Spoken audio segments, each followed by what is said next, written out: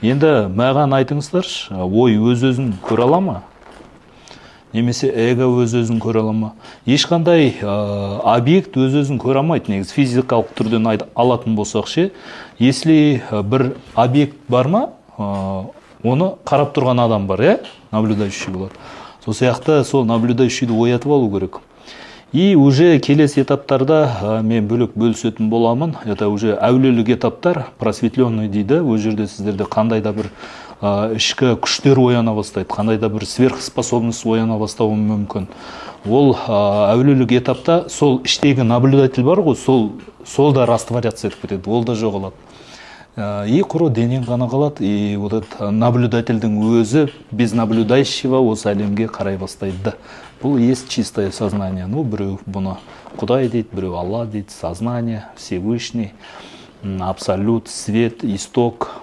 Әркім әртүрлі айтады, әртүрлі дінде әртүрлі айтады. Так что қорықпаңыздар, эго ол бірден берілмейтін байқаңыздар, оның ойынын байқаңыздар. Ол тонкий ловушкаларға жабысады. Осыны распознавать ету үшін мен всегда айтамын да, мастерға барыңдар, жол көрсетуші деп айтам, проводник. Сол сіздерге анықтап беріп отырады. Потому что ертеңгі күн сіз осы духовный масканы кіріп, духовный иллюзияға кіріп кетуіңіз мүмкін да, мен оянған, мен просветленныймын деп, уже адамдарға жоғарыдан қарай бастайсың, көрдің бе?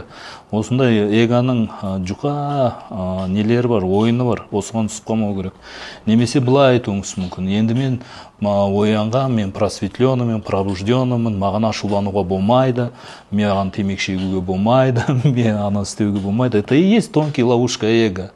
Или мен ананы кешіре салуын керекпін, или мен ананы битуын керекпін деп эго сізге сыпырлайды да, ол жайден жай сізге беріле салмайды.